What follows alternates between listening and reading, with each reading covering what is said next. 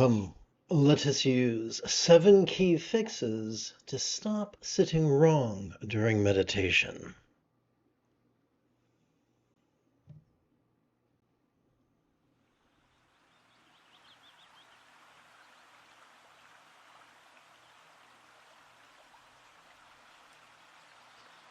Together, let us relaxingly recite. Our mind dwells in our central nervous system, and our central nervous system dwells in our physical body of flesh, blood, and bone. The advantage to this is that it could make subtle adjustments to the manner in which we sit. I made a mistake in my recitation. Let's try this again. The advantage to this is that we could make subtle adjustments to the manner in which we sit, thus enhancing the duration and profundity of our practice of meditation. The Mahasiddhas, or great Buddhist yogis of India and Tibet, organized the sitting instructions in an outline known as the 7-point posture of Vairochana. The first point concerns our legs. We could find a so-called Mexican yoga blanket online for about $20. We could fold it in such a manner as to approximate a 24 by 18-inch rectangle. We could remember to wash it weekly, for the work of sitting could be sweaty business. The majority of contemplative contemporary art depicts the Buddha sitting in a full lotus posture. What an excellent example of the effect of patriarchy's toxic elitism upon art. For few can comfortably and sustainably assume that posture or asana for 2 hours daily. The most ancient Buddhist art, however, depicts Gautama the Buddha sitting in what some would describe as merely the quarter lotus posture, wherein one leg lays flat upon the other, like a sandwich. It is important, therefore, to remember that it is our hips that are ball joints, whereas our knees are merely hinge joints. Treating knees as if they were as omnidirectional as our hip joints could lead to needless and unnecessary injury. By experimenting with our hip joints, we could rest our insteps upon the blanket instead of the bony crowns of our ankles, which would be quite painful.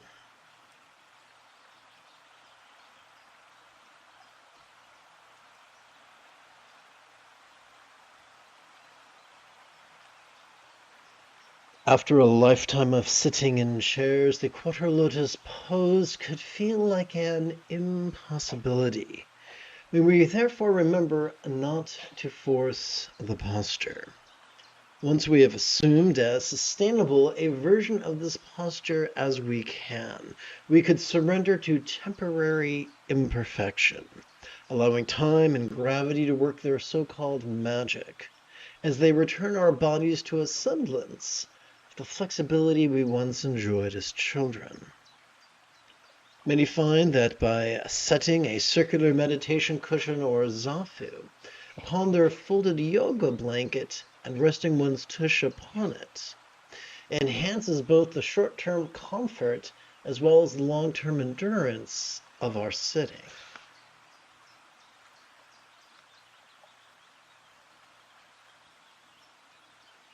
We could find a zafu online for about $50. The better ones are filled with buckwheat hulls and have a side zipper through which we could add more hulls once the old ones have settled. The second point concerns our hands, which we explored in great detail in a previous lesson or chapter discussing Bengali crease counting.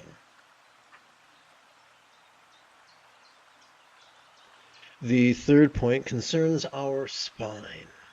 With each inhalation, we could generate a vertical traction between our tush and the back of our head, as if we were pulling our head out of the warm, dark place we sometimes keep it. During each exhalation, we are wired to subtly relax this traction. The fourth point concerns our shoulder blades or scapula.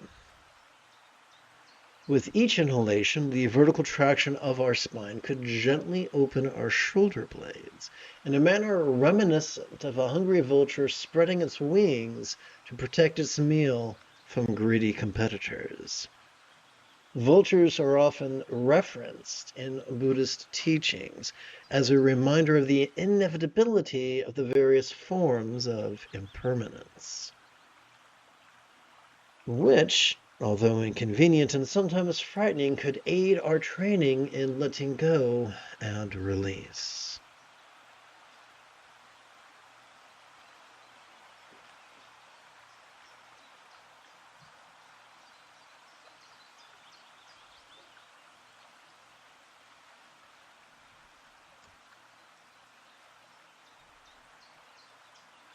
The fifth point concerns our head.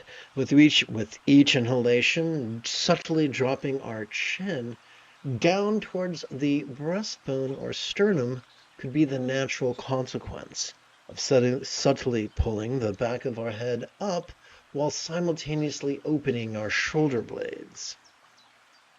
Pardon me?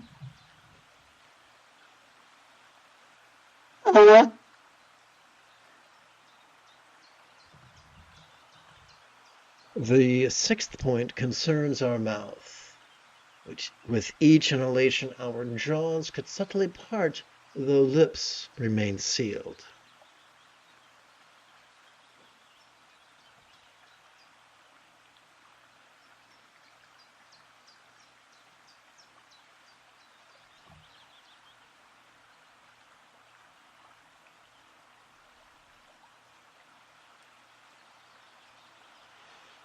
And a subtle smile could start at the corners of our lips, ascend through the apples of our cheeks, and perch upon the crow's feet of our eyes, as the tip of our tongue gingerly touches the roof of our mouth behind our front teeth or incisors.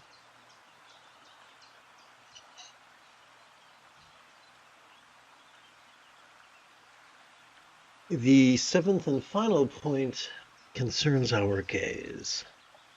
Although some insist there are supernatural benefits to be had from staring at either the sky, the horizon, or even the tip of our nose, our inhalation's kinesiological momentum of spinal traction, scapular opening, and chin dropping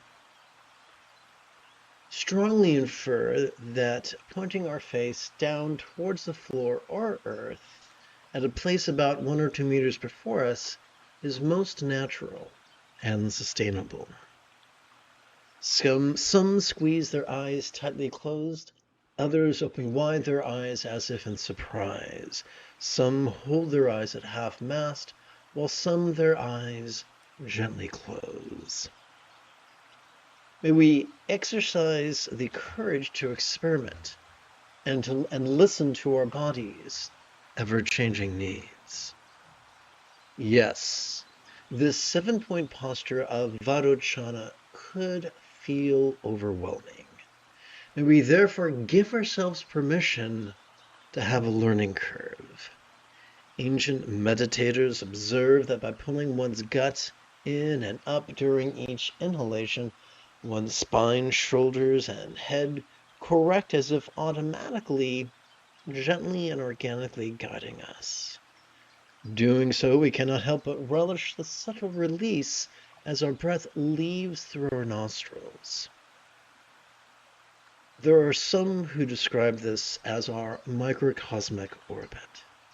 Like the archetype of Gautama, the Buddha sitting in peace, may we too practice mindfulness and meditation.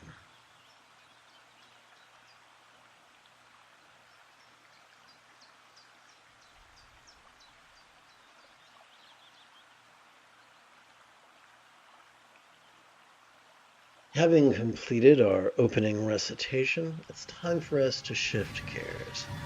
It is Ahsoka Tano Thursday evening. Come, let us meditate like a Jedi after approximately 30 seconds of housekeeping. This is the Dzogchen Lama Jigme Gyatso of the Buddha Joy Meditation School. For more than 30 years, I have harnessed my autistic special interests as well as my ADHD hyperfocus to spend about 8 hours a day, almost every day, studying, practicing, mastering, and reverse engineering the teachings and techniques of each school of meditation.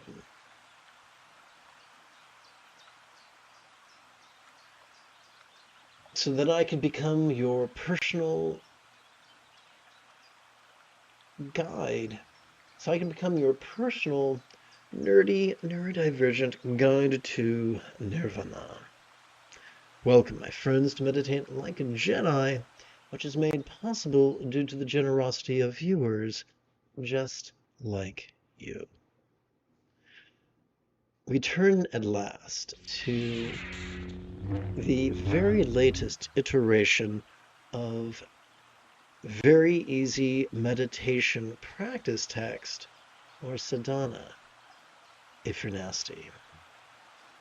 Let us open this evening's practice by bringing the 4 bases of mindfulness into the path of the wisdom of letting go.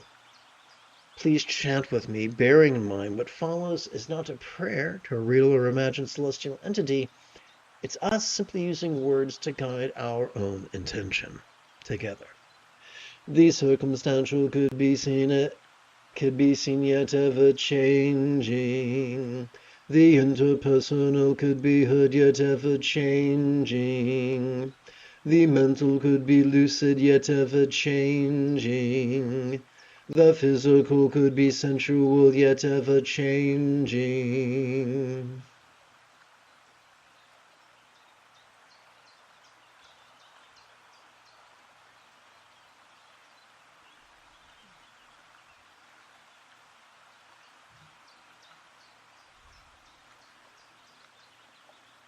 Upon our right hand, we could count or keep track of 12 inhalations. 1, 2, 3, 4, 5, 6, 7, 8, 9, 10, 11, 12. Upon our left hand, we could keep track of 12 sets of 12 inhalations. 1, 2, 3, 4, 5, 6, 7, 8, 9, 10, 11, 12. But how could we keep track of 3 or even 4 collections of 12 sets of 12 inhalations?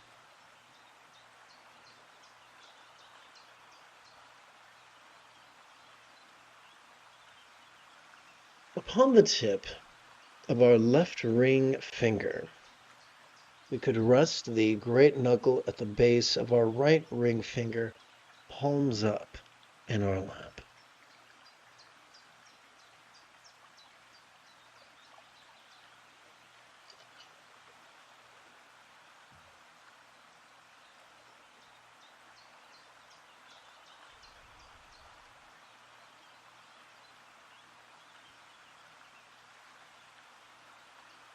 Let us review the mechanics of mindfulness and meditation. Each time we inhale, thanks to our sympathetic nervous system, we are wired to notice in a very special way. We are wired to notice vulnerably, passively, viscerally, randomly, and fleetingly. Every time we exhale, thanks to our parasympathetic nervous system, we are wired to physically relax and mentally release to such a degree that which we noticed during our previous inhalation could fleetingly feel less stressful, less permanent, and even less defining. The most efficient way for us to cooperate with our sympathetic as well as parasympathetic nervous systems is to silently and mentally recite the demonstrative pronoun this each time we feel air enter our lungs, and silently as well as mentally recite the one-syllable verb ease each time we feel air exit our lungs.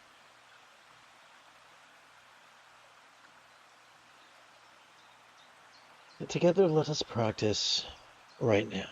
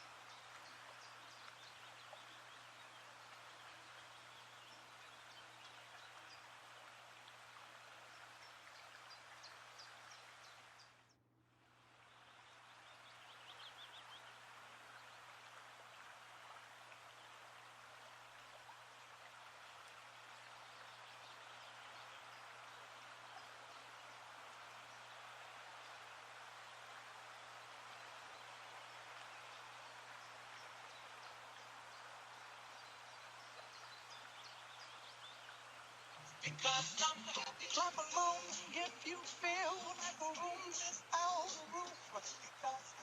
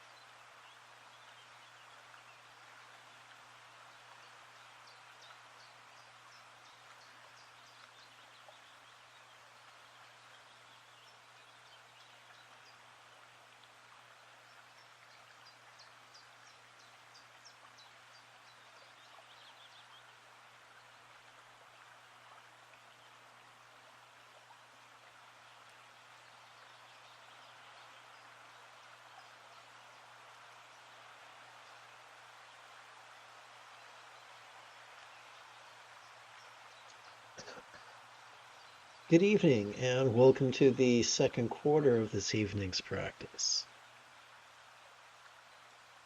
Upon the tip of our left middle finger, we could rest the great knuckle at the base of our right middle finger, palms up in our lap. Allow me to refresh your understanding of mindfulness and meditation. Every time we feel air enter our lungs, we could silently and mentally recite the demonstrative pronoun this. As we notice, as we vulnerably, passively, viscerally, randomly, and fleetingly notice mind's antics of perception, emotion, intention, cognition, recollection, and imagination, thanks to our sympathetic nervous system. Now let's review the mechanics of meditation. Every time we feel air exit our lungs, we could silently and mentally recite the one-syllable verb ease.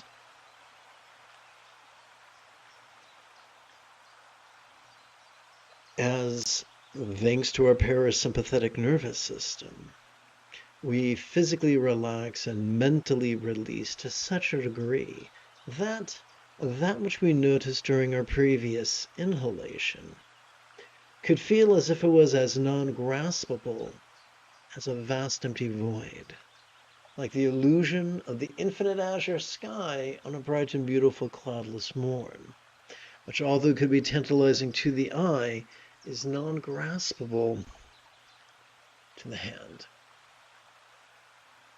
Together, let us practice right now.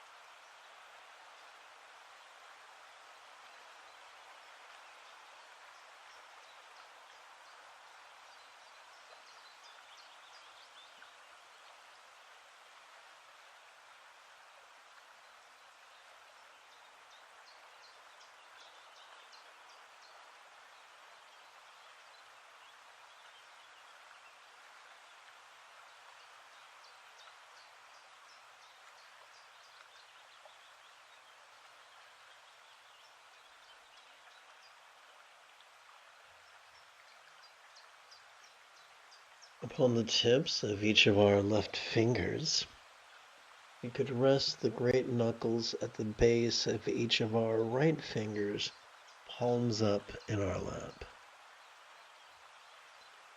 Each time we feel air enter our lungs, we could silently and mentally recite the demonstrative pronoun this.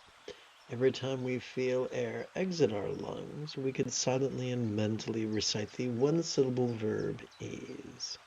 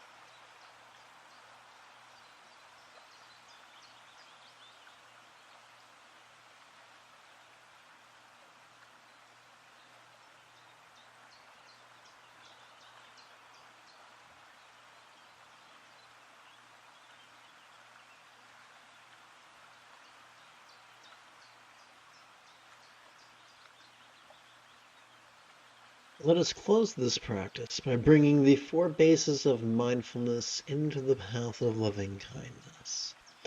We're going to chant 4 couplets. These couplets are not prayers to real or imagined celestial entities. We are simply using words to guide our intention in the direction of love. Together. May all forms be lavish with blissful health. May all minds be lavish with wisdom, joy. May all relationships be lavish with peaceful love. May all circumstances be lavish with safety and good fortune. You have taken your first step into a much larger world.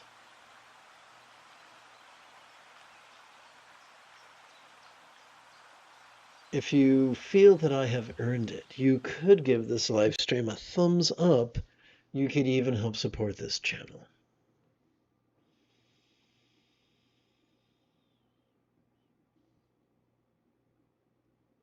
In approximately 12 hours, I would very much like to return to lead tomorrow's morning meditation class as well as group practice. And if you are as geeky as me, may the Force be with you always.